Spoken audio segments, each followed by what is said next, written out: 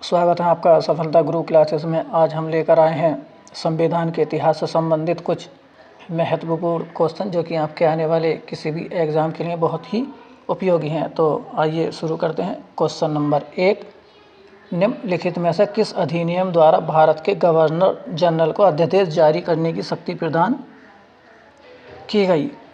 तो जो भारत के गवर्नर जनरल को जो है अध्यादेश जारी करने की शक्ति मिली थी वह प्रदान की गई थी भारतीय परिषद अधिनियम 1861 के द्वारा जो है शक्ति प्रदान की गई थी। अगला है क्वेश्चन नंबर 2, भारत के गवर्नर जनरल को किस एक्ट के द्वारा अपनी समिति के निर्णयों को अस्वीकार करने का अधिकार मिला? तो भारत के गवर्नर जनरल को जो है अपनी समिति के निर्णय को जो है अस्वीकार करने का अधिकार मिला था। वो मिला था आपका ऑप्शन बी 1786 का अमेंडमेंट एक्ट के अंतर्गत जो है अस्वीकार करने का अधिकार मिला था।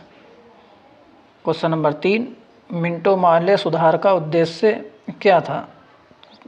तो जो मार्ले मिंटो सुधार था उसका उद्देश्य था ऑप्शन सी पृथक निर्वाचन प्रणाली। अगला है क्वेश्चन नंबर 4, मुसलमानों के लिए अतिरिक्त निर्वाचक मंडल प्रारंभ में किसके द्वारा लाया गया था? तो वो लाया गया था ऑप्शन डी मार्ले मिंटो सुधार 1909 के अंतर्गत जो है लाया गया था।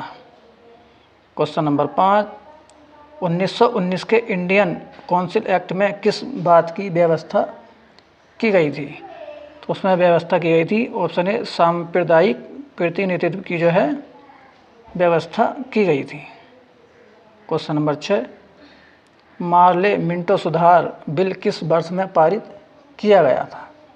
तो जो मार्ले मिंटो सुधार बिल है वो पास हुआ था 1909 के अंतर्गत।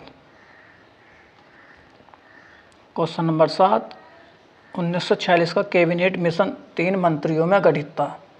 निम्नलिखित में से कौन इसका सदस्य नहीं था? यानी 1946 का जो कैबिनेट मिशन है उसमें कितने मंत्री थे? उसमें 3 मंत्री थे। तो उसमें कौन सा मंत्री नहीं था? उसमें जो मंत्री सदस्य नहीं था वह था option C Lord Amery. Question number 8, cabinet mission योजना के विषय में कौन सा सही नहीं है? तो कैबिनेट मिशन के बारे में जो ऑप्शन सही नहीं है वो है आपका ऑप्शन डी पाकिस्तान की स्वीकृति।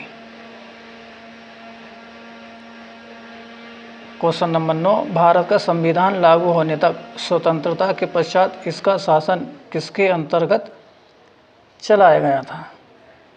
तो संविधान लागू होने तक जो है भारत का शासन चला था ऑप्शन है 1935 के भारत सरकार अधिनियम के अनुसार।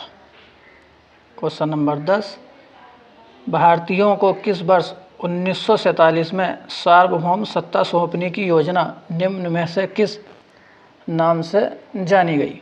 तो वह थी आपकी ऑप्शन बी माउंटबेटन योजना। क्वेश्चन नंबर 11, कौन सुमेल नहीं है? भारत सरकार अधिनियम 1935 स्वशासन, ये बात सही है। ऑप्शन बी कैबिनेट मिशन संविधान सभा का गठन से संबंधित है, ये भी बात बिल्कुल सही है। ऑप्शन सी साइमन कमीशन का संबंध भारत विभाजन से है, ये बात जो है बिल्कुल ही सही नहीं है। Question number 12, B R Ambedkar और महात्मा गांधी के मध्य सन 1932 में हस्ताक्षरित पूना समझौते में प्रावधान था, यानी किस बात का प्रावधान था? तो वो था आपका ऑप्शन डी निम्न वर्ग के लिए आरक्षण सहित संयुक्त निर्वाचन क्षेत्र का। क्वेश्चन नंबर 13, रेगुलेटिंग एक्ट पारित किया गया था। तो रेगुलेटिंग एक्ट जो है पारित हुआ था वो हुआ था ऑप्शन ए 1773 में।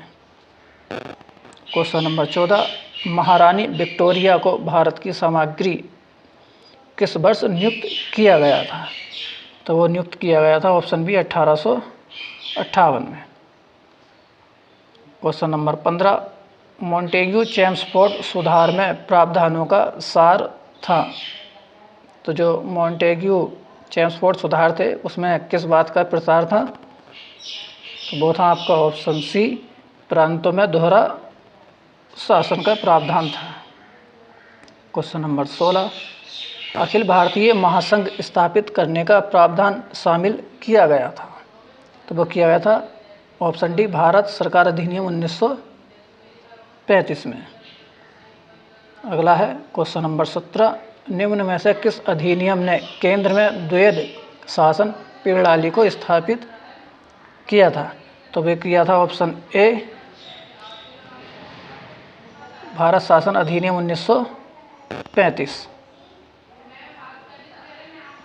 क्वेश्चन नंबर 18, किस अधिनियम की प्रमुख विशेषता प्रांतीय स्वायत्तता थी। तो वह थी भारत शासन अधिनियम 1935। अगला है क्वेश्चन नंबर 19, संघीय प्रणाली का पहला प्रयास भारत सरकार अधिनियम यानी किस वर्ष में किया गया था। तो वो किया गया था आपका ऑप्शन सी, 1935 में। अगला है क्वेश्चन नंबर 20, भारत में सचिव का पद किसके द्वारा निर्मित किया गया था। तो भारत में सचिव का पद निर्मित किया गया था भारत शासन अधिनियम 1858 के अंतर्गत। तो ये थे संविधान के इतिहास से संबंधित कुछ क्वेश्चन। वीडियो को लाइक करें, शेयर करें, चैनल को सब्सक्राइब करें।